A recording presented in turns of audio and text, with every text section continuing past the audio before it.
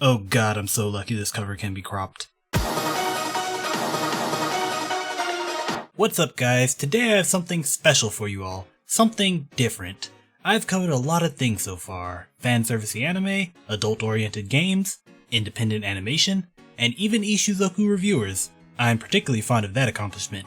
We lived long enough to truly see the line between anime and hentai be blurred beyond recognition.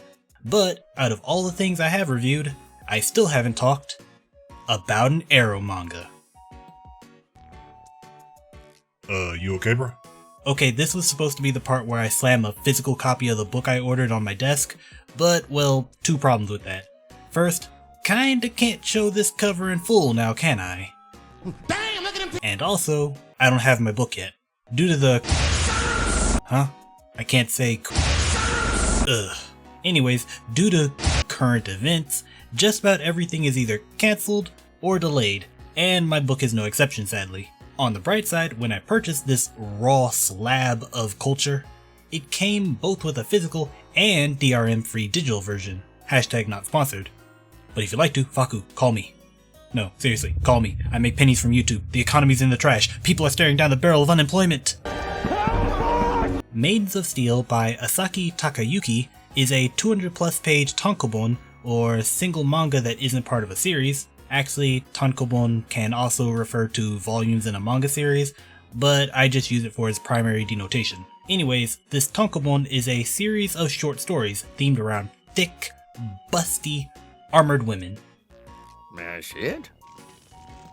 No. Honestly though, this being a series of shorts is kinda disappointing. Your mileage may vary, as well having the freedom to go from one sexy character design and situation to a completely different one can be nice. In a literal ocean of hentai, I find it more special and memorable when an artist makes a consistent story, or at least something that links each chapter into a greater narrative or world. What the fuck? But don't get it twisted, I'm not going to discount all this provocative imagery the artist has provided just because he didn't literally write a manga. All the women here are voluptuous, all the men probably have serious blood flow problems, and the entire book is uncensored. But if I'm going to be critical of this, because somehow I thought reviewing an Ero-manga was a good idea, I will say that the scenes are, how do I say this without YouTube smacking me across the head?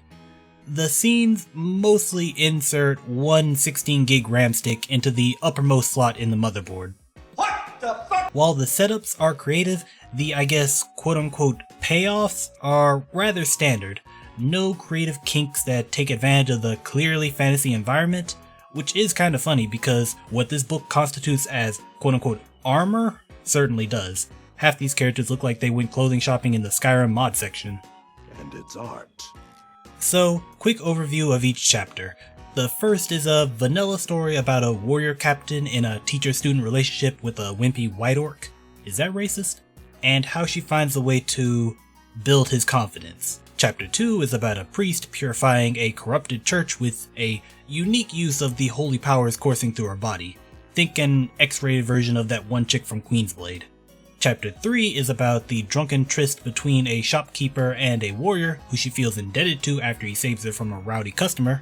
Why the shopkeeper is wearing light armor when she clearly has no skills in self-defense, who knows, but we gotta keep the theme here. But chapter 4 is where things get a little different. Unlike the previous vanilla chapters, this one is decidedly non-vanilla, dealing with a knight and a princess being pursued by monsters. Yeah, we've entered Goblin Slayer territory. And just as hentai decrees, conveniently one of the wheels of their chariot falls off. Interestingly enough, this story actually spans 2 chapters, so I guess I got my greater narrative after all. Kinda.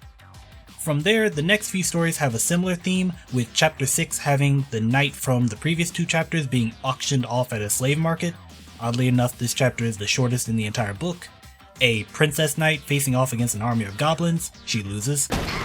The same princess knight trying to steal alchemy ingredients from a werewolf, she loses. And a black slime, is that racist? That attacks a random knight riding through the forest, slowly stripping off her armor throughout the chapter. This leads to a criticism I have not with the book, but with its publisher slash distributor, Fakku. I initially thought this was a book uniquely themed around armored waifus being in vanilla situations, but over half the book is the standard hentai night being dominated. Not that there's anything wrong with that. I just think consumers should know what they're getting into before buying, since it is a professional site, one that you have to pay for. Though not right now, as the site is free in order to encourage people to stay home because of... It's kinda annoying that the site's tagging is so inaccurate and far behind piracy sites that at times can be incredibly specific. But that's a conversation for another day. Back onto the book. For the final 2 chapters, it goes back to vanilla content, with one focusing on an Oni who goes on a rampage only to be stopped by her partner who has to cool her down, and the final chapter being about a really cute story between a dark elf who wants to do good deeds and a lonely boy who just wants a family. So she takes care of him until he's fully grown and she's ready to move on and do good deeds for other people, but gets stopped by his romantic confession. It's a really cute story and a sweet finale to the book as a whole. Overall, I like this book mostly for the art itself, since everything is so well drawn and includes plenty of page-filling spreads. I love all the exaggerated expressions that don't go too far, unlike some other works that come to mind, and I also really like the little messages the artist added in between the chapters, talking about what his inspiration for certain chapters were. And you know what? I think I'm going to channel my inner Ishizoku reviewers here and give this a numerical score. So with the price of $9.95 digital and $19.95 paperback, I give Maidens of Steel by Asaki Takayuki a solid 7. 7 It's a pretty good book. I'd say it's above average, but not up there with the greats. With that said, I'm not disappointed that it is the first one I've covered for this channel. Let me know in the comment section your thoughts, maybe support my reviews on Patreon and Subscribestar, and I'll see you guys next time. Mata ne. Oh, you're still here? Okay, let's talk about piracy. See, when this book first dropped and Fakku was advertising it, Takayuki-san made a tweet about it. And some genius decided to ask him where he can get it for free. Hold, I'm not done yet. When the author respectfully informs him that free does not support him, the person in question simply says, "Okay, I'll just read it on In Hentai." Don't do that. I don't care if you pirate, just don't be the asshole that has to announce it to the very person who made the work that you're going to do it.